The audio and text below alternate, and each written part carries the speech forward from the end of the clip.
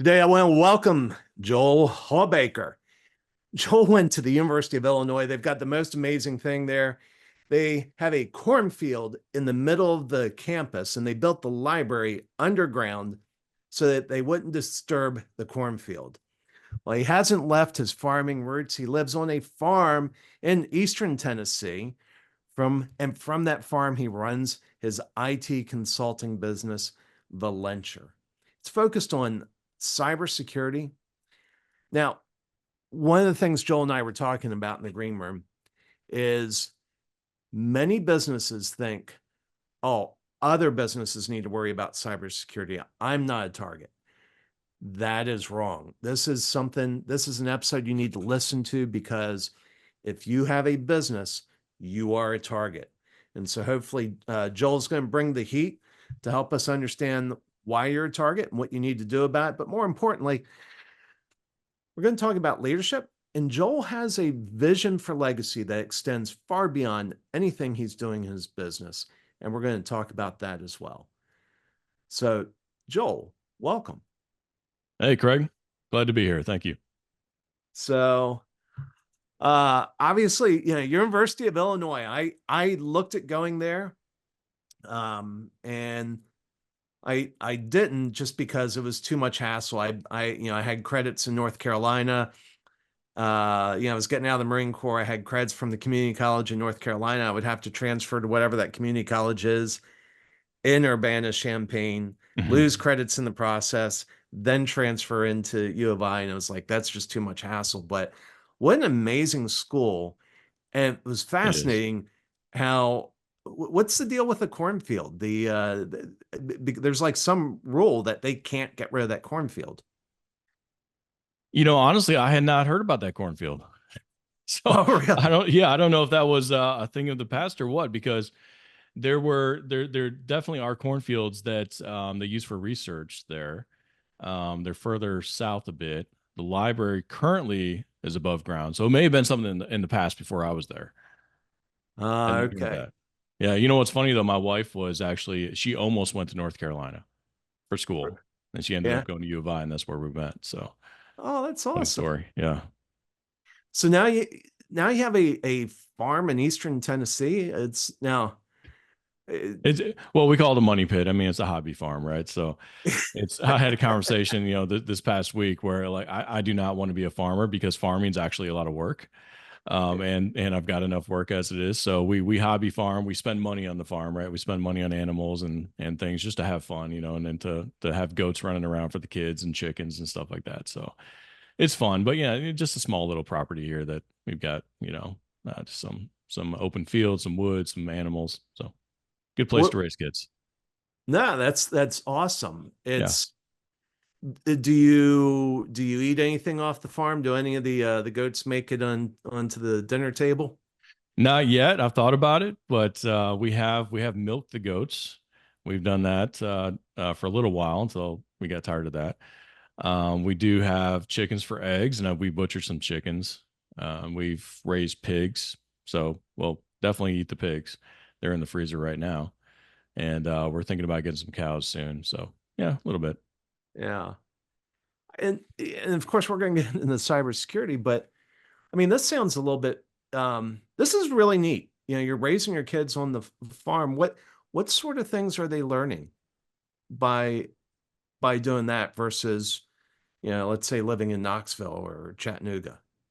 Yeah, I mean, honestly, we came from a Chicago suburb. That's where we moved from about 7 or 8 years ago. And so the kids were a lot younger then, for one. But where we came from, we had essentially a condo, and it was a townhouse condo. And so no real property outside. The kids just couldn't run free outside, right? So what they've learned is, I mean, man, they just love being outdoors. They can run free. We're far enough from the road. I'm not worried about it. And so they've grown up completely comfortable in the outdoor rugged environment, right? We've got lots of hills, we got a pond, we've got the woods, we've got the fields. So, like right now, my little boy who's 8, he's currently got a pet frog, and he catches crickets, keeps them in another cage, and feeds them every day. And so, him and his little brother, they go out and they turn over rocks looking for all kinds of bugs, coming in, asking what kind of bugs they are. So, and then the kids, they all do chores out at the barn too every day, right? They go out there and they take care of the animals, make sure they're fed and watered, and they've learned to do the chores around, like, keeping the barn clean, or, going out and doing the medications, vaccines throughout the year that we have to do for the animals. So a lot of things that, I mean, it's stuff that we learned too, because I'm a city boy, really. My upbringing was not in the country, but I always loved the country. So we've kind of learned it together over the past 8 years. Yeah. Well, and one of the things that's really interesting, and I guess it's been true for a long time, but I think COVID really helped us realize it, is you can run a technology business from a farm Yep, in Eastern Tennessee. it's true. Yeah, it's a blessing. Yeah.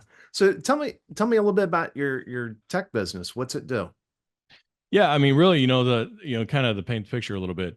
The thing is, as you alluded to before, we are in a cyber war, right? It is going on all around us every day. It's real people. Sometimes we think this is all just computers, but no, it's real people. Real people all around the world are attacking other real people, usually people like us, right? And this is something that I want people to understand, and I want to help them win that war. So that's what this business does, right? We provide a few services where we demystify the idea of cybersecurity, because a lot of people hear that term and they think it's too complicated, don't really know what it means, don't know how to secure myself, my business.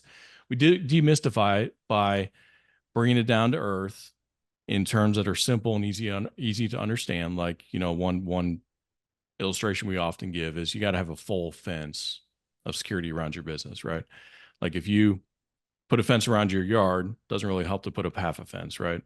Doesn't doesn't work too well. So there are certain components that have to be in place. They all need to be in place. Now, they don't necessarily need to be 20 feet tall, but you need each one of them to some extent, right? It doesn't help to have one section that's 20 feet tall and the rest of it's missing.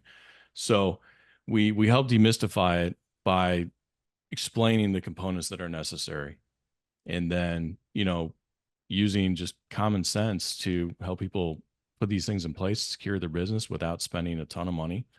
And it's actually built on tactics that we see attackers use, right? It's not just a software easy button that just, promises to secure your business, but, set it and forget it. No, it's actually, you got to think about how people think and how the attackers are thinking, and we can help put these things in place that will actually prevent attacks and stop them and detect them. Yeah. Let's dig in a little bit into who's at risk, because I think it was Target that was hacked, a number of years ago, and it's Hmm. easy to think, oh, okay, wait a minute, Target, that's who the hackers are. They're going after the Walmarts, the Targets, the banks. Um, but I just have a small business of 5 or 10 people. I'm not a target. Is that right thinking? It's not. I mean, obviously a Target, a Walmart, they're going to make the news, right? They're going to make the big headlines. You can find news articles though about all sorts of small businesses, small municipalities, school districts, things like that, that are getting hit every day and being ransomed and being, shut down for days on end, sometimes never to come back, right? And the thing is, because of the way technology is today, with automation, with AI, all these technologies, the attackers use them just like we might look at using them to increase our productivity. Well, they do too, right? So if you are connected to the internet at all, which I think just about every business, every person is these days, you are a target, because the attackers are not looking for your name and saying, how am I going to find them? How am I going to find where their computers are, where their IP addresses are, and attack them? Instead, they have tools that automatically are just crawling the internet, looking for vulnerabilities, looking for weak spots. And as soon as they find them, they have other automated tools that will exploit those weak spots. And before you know it, you've got an attacker in your system. You are then, most likely going to be encrypted, right? That's the ransomware that you spoke about. Your system's going to be encrypted, and the only way you're getting it back is if you had a good plan ahead of time to get it back, or you pay a ransom. Hmm. I think the most bizarre example I heard of a small company being ransomed was a dry cleaner. Mm-hmm. It's just a small dry cleaner. And they got ransomed. And think about it, they have thousands of garments, on those little rails, and their people are showing up. They don't even know where their garments are. They're Yep. somewhere in the back, Yep. but they can't even deliver their garments because the location of the garments stored on the computer that just got ransomed. Yeah. And think So about if that. I mean, think about the money they gotta pay either to the attacker to get decrypted or to a provider to help them, restore from backup or whatever it may be. The time that they're down, the money that's lost, the reputation that's lost. If you really look at, the impact of an attack like that, it's not that initial cost. It goes on for years. It can really harm a business, and a lot of businesses just simply do not come back. Yeah, how's that going for years? I'm sorry, ask that again. So it's not just the cost of the initial attack. You said it's a cost that goes on for years. Oh yeah, I'm sorry, I misunderstood. Yeah, so it goes on for years, really because of the reputation loss. That's a big Mm, part of it. There's a lot of factors, but reputation loss, the cost of building the business back up, the cost of really recovering the data that was lost. Sometimes it's not recoverable, right? Sometimes you may have to go back to, hey, we lost 3 months of data, we lost 6 months of data, whatever it is, because one of the tactics, attackers will actually get into your system and they will look for the backups, and then they will make sure that they've infected the backups over time, right? And then they pull the trigger after. It's like, okay, well, now we're 6 months into the system. So even if they restore from backup from a month ago, oh well, we still got a back door into it, right? Because it's still infected. Or they'll extort, right? They'll say, hey, if it's, especially if it's like a healthcare organization or something where there's private personal information, they'll exfiltrate that data and say, well, if you don't pay the ransom, you can restore from backup all you want, but if you don't pay the ransom, this is going public. We're going to publish all your client data. mm, And again, how do you come back from that, right? That's your whole business, is to keep that private. yeah. It's funny. I get these I haven't gotten any recently, but I used to get these emails where it's like, "Oh, you've been doing something naughty and I've hacked into your webcam and you've got to Right, send me right. this Bitcoin." And I think the one I got the biggest kick of was uh I don't know if I was in the hospital for 3 months, and I was in a coma for Yep. 6 weeks. Mhm. And they sent me one basically saying, without realizing I was in the coma, they're like, "Oh, in this state you were doing this." I'm like, well, that would have been pretty amazing because I was on a ventilator and in a coma. Um, Right. but it gets people scared. I'm sure there are a Yep. lot. I mean, I guess it doesn't work anymore because I don't get those emails anymore, but that obviously worked for a while, that they would scare people just into paying, basically paying a ransom uh, for an event that never happened. Oh, absolutely.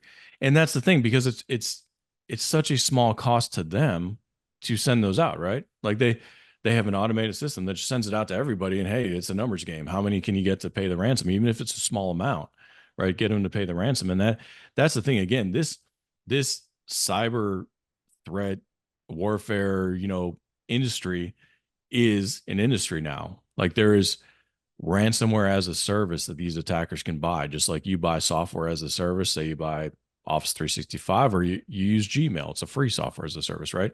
Like, they can buy ransomware as a service. Someone that already created all the automated tools they need, and they can just subscribe to it or buy it and use it. And they have customer service departments. Like, if you get ransomware and you're not sure, well, it says, hey, I need to pay this many Bitcoin to this. I don't know anything about Bitcoin. How am I going to pay that? Oh, well, just call this number. They have a help desk. You can call and get help, and and have someone walk you through the process of paying the ransom. So it's straight up a business.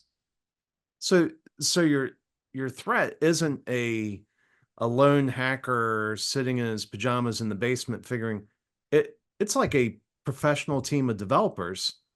It can be both, right? Because sometimes that one lone attacker just happened to buy the toolkit, right?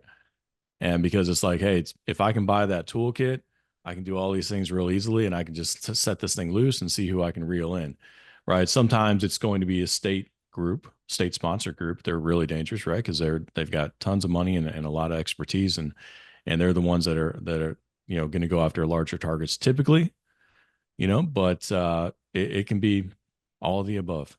Wow. Yeah. So what are, for your average SMB, Hmm. what are 3 or 5 things everyone should be doing to protect themselves? Yeah. So there's a lot of pieces to it, really, but some of the most critical things, security monitoring, right? So do you have anything that is like all of our devices, our computers, they put out logs, they put out messages saying, okay, here's what happened on this machine, here's some, whatever. Is anybody watching those, right? You may have a firewall in your business, right? Most everybody does. There's a firewall between your network and the internet. Is anybody watching the activity on that firewall? What's happening? Does anybody know if there's anomalous behavior happening on your computers? If someone's scanning your network, if there is an attacker inside your network sitting there messing around looking for vulnerabilities because they're already past the firewall, who would know? If you don't know, you probably need to think about having some sort of monitoring put in place. And the great thing about that is that in the past, that's what's called like Security Operations Center, SOC, and monitoring, right? Like having a SOC team, a security team, in the past was much more unattainable. It was expensive. It was hard to do. Nowadays, it's simple. It's cheap. It's how many users do you have? Okay, multiply that by this number, and that's what you pay, right? And so it's easy to do. It's easy to acquire. You don't need to build it out in a house. You don't need to think, okay, well, now I got to hire a security team, and how am I going to do? How am I going to manage a security team when I don't know security, right? Well, you don't do that because it doesn't make sense. It's not. It's cheaper to hire out to the experts that do it all day long because you get economies of scale that way. So hire out. Get somebody watching your network and watching your devices, watching your users in Office 365 or in Google Workspace, and that will that'll take you miles beyond where you may be right now. Other things we look for is, okay, well, what does your company look like from the outside? Because we talked about how attackers are scanning the internet and looking for anything they can to find vulnerabilities. Well, do you know what your company looks like? There are companies out there that provide a risk rating, risk reports. This is one component in our security bundle, that look at your public footprint in all sorts of ways, IP addresses that are out there, domains that are out there, users that may be showing up on the dark web, whatever it may be, and can put together a report of what's risky to you and what may be exposed. You may not even know about. I mean, you get into just medium-sized businesses and there's hundreds and thousands of assets out there on the internet, right? That if you're not really diligent in tracking them, you may not know what's out there. So it's useful to have this. And this is part of what we do every month with our customers. We meet with them, we go through these reports, and a bunch of others as well that we do, scanning their network, stuff like that. But go through these reports and say, here are the risks that you have. And sometimes it'll be like, oh, wow, I didn't know about that one. Oh, I know what that is. That's an old system that we forgot to turn off. Okay, good. Now we know. So this next month we're going to take care of these, right? And then we'll come back in a month later and we'll talk about, here's what we still see. Here's what you need to take care of, right? And so our customers, as they are with our program, they get better every month, right? They get more secure every month. And you notice it's not like I say, it's not here just every month they're spending more on another piece of software, right? It's more about actionable tasks that are actually making them more secure. It's getting rid of vulnerabilities that are out there, because that's what attackers are looking for. So those two things. I'd say if I were to pick a third one, well, there are some very basic things, right? There's agents on the machine. There's like what used to be called antivirus. Now the current version of that, which is much more intelligent and capable, is called EDR, endpoint detection response. So this is on every computer in your business. You should have this. If you don't know if you have it, find out, because you need that, because that's what is protecting these computers when an attacker does get in and attempts to do something, a lot of times the EDR can shut it down, right? Faster than a human can, detecting it, right? So those are some basics, but we put in what we call canaries, or what are called canaries, into our customer networks. And if you've heard, the term canary in the gold mine, it's the first alert, right? Something's going wrong, it's the first alert. So a canary is something that looks like a computer, may look like a firewall, may look like a router, may look like anything. We can make it look like anything, software wise. And so an attacker gets into your network and they start looking around, they're going to see this thing and they'll be like, oh, that looks, vulnerable. I'm going to see if I can get into that. And all these alarm bells will start going off, logs, and if someone's watching your logs, right? Logs and such, so that right away that there's some anomalous or potentially malicious behavior happening in your network before they have a chance to really break into something valuable. Yeah. One of the things that amazes me is I can't think of a single time I've heard about a bank being hacked. So, and for good reason. Obviously, they have just insane security. And where I'm going with this is most businesses aren't going to have the same security that a bank has. Mm-hmm. And when I think about our sheds, we put thousands of dollars of equipment in a shed that we lock with a $5 padlock that anybody with bolt cutters could remove, but it Right. works. Is there a padlock principle to cybersecurity that you don't need to be as secure as a bank, but some there's a basic threshold that once you cross it, there are easier targets to be had, and so people go after the easier targets. Oh, absolutely. Yeah. I mean, we say all the time, you don't have to be the fastest gazelle. Just don't be the slowest. Right. Yeah. Cheetahs chasing the gazelles. Just don't be the slowest. Right. He's not going to get the gazelle in the middle of the pack usually. So yeah, there are absolutely, basics. Like I mentioned, those are all basics, and you can turn those up or down as you need to, right? You don't have to spend a ton on these things. Like security monitoring, there are ways to do that that's relatively cheap. At the very least, like let's say we just monitor what's happening in Office 365, right? If that's what you use in your business, right? Just monitor what those users are doing, where they're logging in from, so like, hey, you know, Joe Smith usually logs in, from Chicago, and today he's logging in from Russia. Okay, well, that's probably a problem, right? So, Yeah. you want to get alerted on that. So there, those can be, excuse me, fairly cheap things to turn up. And then even like the other stuff that I mentioned before, I mean, a lot of that stuff can be done fairly inexpensively. And that's why our bundle, what we call the co-managed partner program, is really a bundle that's tailored towards every customer, that it's got all these components. And we say, okay, let's talk about, here's what we recommend you do.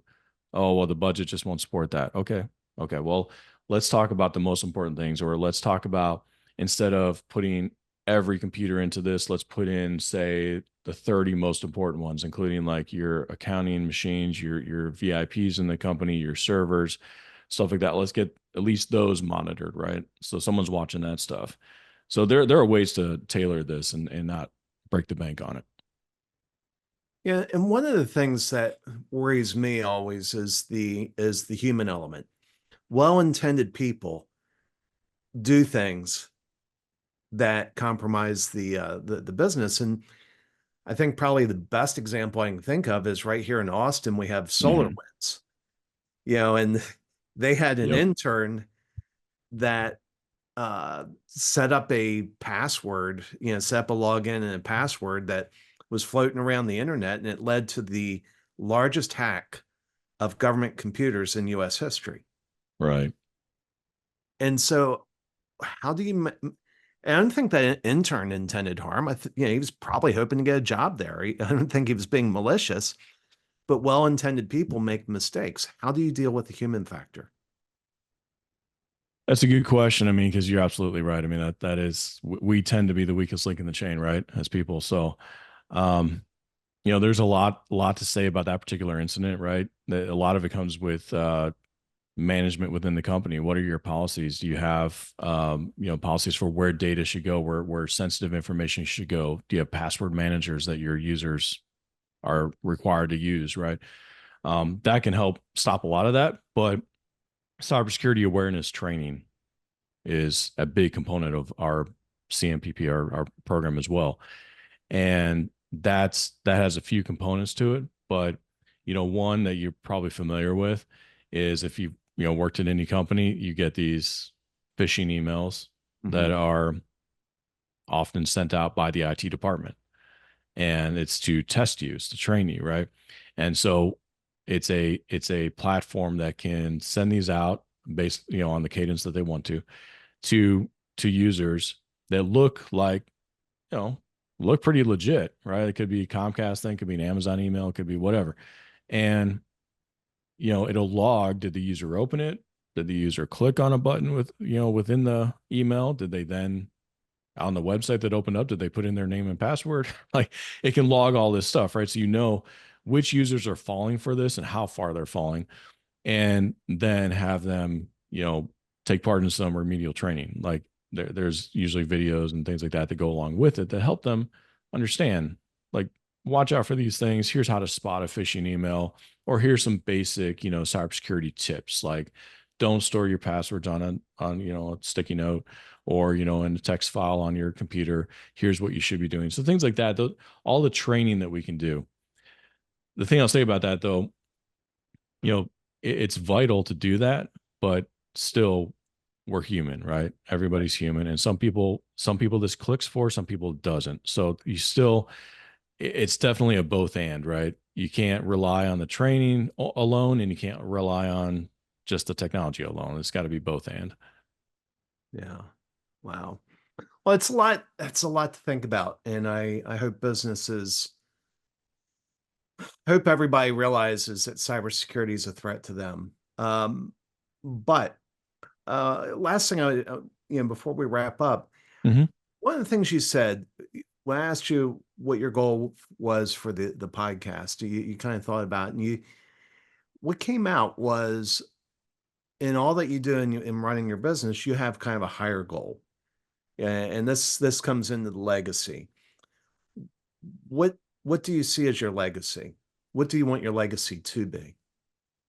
Right. So, I mean, as you can tell, I mean, I've got a passion for cybersecurity. I've got a passion for helping people secure their businesses and win this war. But ultimately, what matters, I'm a follower of Jesus Christ, and I want people to, I think about my legacy. I want that to be known, right? I want it to be, that's how I live, that people will say, yep, he did live as a follower of Christ. And I want people to know the gospel. I want people's lives to be changed. I want people to be saved from their sins. I want people to, it's amazing when you see the power when someone is saved and how it changes their life, changes their heart. And, it's not just for eternity, it's for now. And so that's really, that is my overarching passion. That's what I teach my kids, is how I lead my family. And we recently came back from a trip to Africa, a missions trip, and it's just eye opening to see. When you get outside of the U.S., you get into places that they don't think about all the things we think about, because they don't have the things we have, right? It's just life is simpler because it's a lot harder, right? And the joy they have of knowing Jesus, right? The joy that comes with that, even though they have nothing else. Yeah. It just really opens your eyes. You're like, man, everybody needs this, right? Everybody here in the US and elsewhere needs this. So that's my passion. Yeah, it's interesting. I live in a school district where there has been a Ferrari parked in student parking at the high school. Yeah. And so the cruelty, the cruel parents here, don't buy their kids an exotic car, or a German car. Yeah. And I love that, that you take your kids to Africa where you realize, you know what, these guys, none of them have a car, but it's about finding the things in life that truly matter, the things Right. that endure. Absolutely. Yeah. Hmm. Well, Joel, how can people reach you? They can find me on LinkedIn, and they can also find me if they go to our website, valenture.com.